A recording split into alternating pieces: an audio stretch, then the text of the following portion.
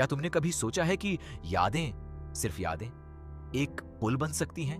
एक ऐसा पुल जो बर्फ को पिघला दे, जो ठंड को तोड़ दे, जो एक पूरे गांव को, जो हमेशा के लिए सर्दी में जम गया हो, वापस जिंदगी में ला दे। ये कहानी है सोरा की, एक लड़के की जिसके पास न तलवार थी, न जादू, न ताकत, लेकिन जिसके पास थी यादें। और उसने उन यादों से एक ऐसा पुल बनाया जो दुनिया में पहले कभी नहीं बना था। गांव का नाम था हिमपुर, एक छोटा खूबसूरत गांव पहाड़ों की गोद में, जहां हर मौसम में फूल खिलते थे, जहां बच्चे दौड़ते थे, जहां शामें सुनहरी होती थीं। लेकिन 3 साल पहले एक रात एक अजीब बर्फीला तूफान आया और उसके बाद सर्दी कभी नहीं गई, गर्मियां नहीं आई, बसंत नहीं आया, बस बर्फ हर रोज हर रात। हिमपुर एक सफेद कब्रिस्तान बन गया था। लोग घरों में बंद थे, खाना कम था, जानवर मर रहे थे, और जो इंसान जाड़े में बाहर निकलता वो धीरे धीरे ठंड के अंदर खो जाता था, जैसे उसकी यादें, उसकी गर्मजोशी उससे छीन ली जाती थी।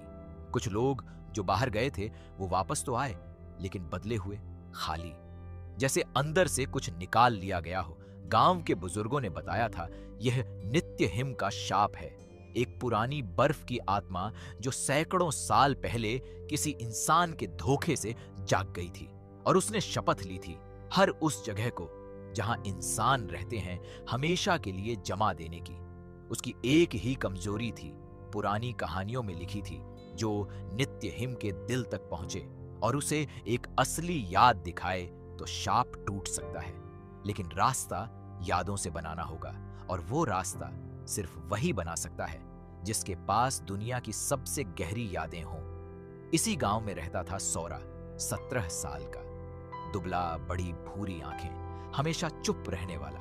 वो गांव का सबसे अजीब लड़का था, क्योंकि उसे यादें थीं, बहुत यादें, असाधारण यादें। वो हर चीज याद रखता था, हर बात, हर चेहरा, हर पल। जब वो 3 साल का था, उसने एक बुजुर्ग का चेहरा याद किया था जो एक बार आया था।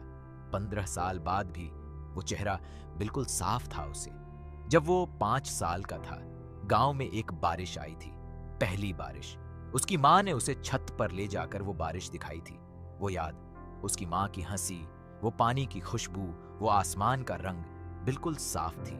सोरा की माँ 3 साल पहले उस बर्फीले तूफान की रात बाहर गई थी किसी को बचाने, और वापस नहीं आई। उसके बाद सोरा के पास उसकी सिर्फ यादें थीं, और वो यादें उसकी सबसे बड़ी ताकत थी और सबसे बड़ा दर्द भी। सोरा के 2 दोस्त थे।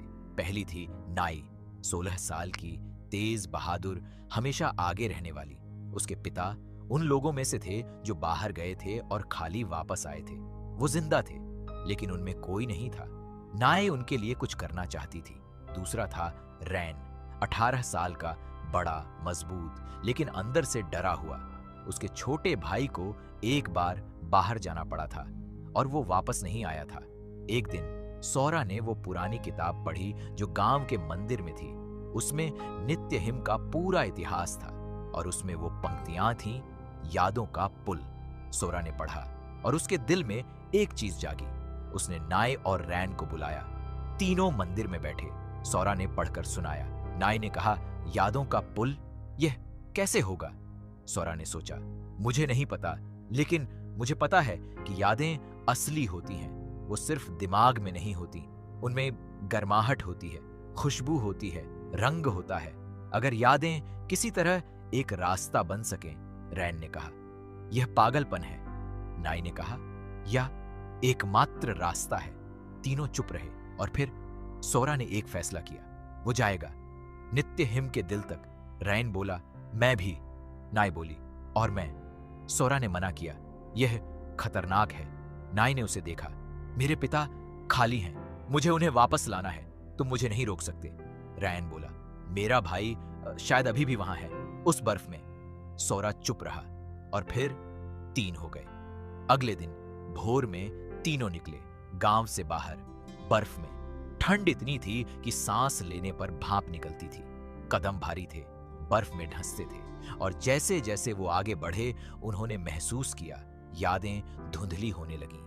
यह नित्य हिम का असर था, वो यादें चुराता था। नाई ने एक पल रुक कर कहा, मुझे अपने पिता का चेहरा याद नहीं आ रहा ठीक से। रैन ने कहा, मुझे अपने भाई की आवाज धुंधली लग रही है। सौरा ने उन दोनों को देखा और उसने एक काम किया। उसने आंखें बंद की और उसने अपनी यादों का दरवाजा खोला। वो यादें जो उसने सालों से संजोई थी, और उसने भूलना शुरू किया। नाई, तुम्हारे पिता, गोल चेहरा है उनका, बाईं आंख के पास एक छोटा सा निशान है। वो हमेशा सुबह उठकर गाते थे पुरानी लोरी, और जब वो हंसते थे पूरा घर भर जाता था। नाई की आंखें भर आईं। हाँ, बिल्कुल ऐसे। रैन, तुम्हारे भाई की आवाज थोड़ी ऊंची थी। वो बात करते वक्त हाथ हिलाता था हमेशा, और उसे नींबू की चाय बहुत पसंद थी। रैन की आंखें लाल हो गईं। हाँ, जब तक मैं हूं यादें नहीं जाएंगी, मुझ पर छोड़ दो। और वो तीनों आगे बढ़े। रास्ते में नित्यहिम ने परीक्षा ली। एक जगह अचानक एक बड़ा खाई आ गई, गहरी, काली, पार करने का कोई रास्ता नहीं था।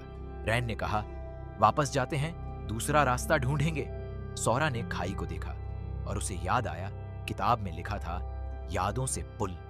उसने आंखें बंद की। उसने अपनी मां की याद निकाली। वो याद जब मां ने उसे पहली बार पहाड़ पर चढ़ाया था, वो रास्ता जो उन्होंने साथ तय किया था, वो हाथ जो मां का था, गर्म, मजबूत। सौरा ने उस याद को अपने हाथ में महसूस किया और कुछ अजीब हुआ।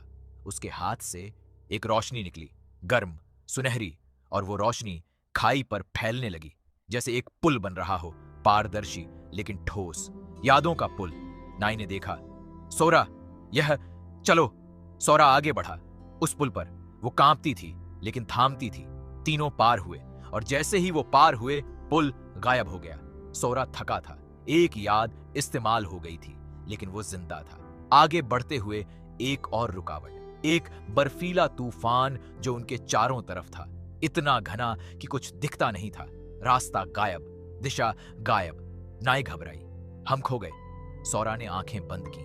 उसने गांव की याद निकाली, वो रास्ते जो उसने बचपन से जाने थे, हर पत्थर, हर मोड़, हर पेड़, और उस याद से एक रोशनी, एक रास्ता दिखा। इधर वो चले, और तूफान उनके पीछे था, लेकिन वो आगे थे। लेकिन यह याद भी खर्च हो गई। सौरा और थका। रैन ने देखा, सौरा, तुम ठीक हो? हाँ, लेकिन सौरा जानता था, हर याद इस्तेमाल करने पर वो थोड़ा कमजोर होता था, और यादें असीमित नहीं थीं। आखिरकार वो पहुंचे नित्यहिम के दिल के पास। एक विशाल नीली बर्फ की संरचना, जैसे एक महल लेकिन बर्फ का, और उसके बीच में एक आकृति, बड़ी, धुंधली, ठंडी। नित्यहिम, वो बोला एक गहरी ठंडी आवाज में, इंसान, तुम यहां क्यों आए? सौरा आगे बढ़ा, तुम्हें एक याद दिखाने। नित्यहिम ने हंसी, जैसे बर्फ टूटती हो। याद? इंसानों की यादें झूठी होती हैं, धोखे से भरी। मैं याद नहीं चाहता। यह याद झूठी नहीं है। तुम्हें कैसे पता? क्योंकि ये मेरी मां की याद है। सन्नाटा। नित्यहिम रुका, और सौरा ने वो याद निकाली, सबसे आखिरी याद, सबसे गहरी, सबसे असली। वो रात जब मां गई थी बाहर, उस तूफान में। जाने से पहले उसने सौरा को देखा था और कहा था, सौरा, याद रखना, ठंड कितनी भी हो, गर्माहट हमेशा ज्यादा ताकतवर होती है। और वो मुस्कुराई थी। उस मुस्कुराहट में इतना प्यार था, इतनी गर्माहट, कि सौरा को लगा था दुनिया की कोई ठंड उसे नहीं छू सकती।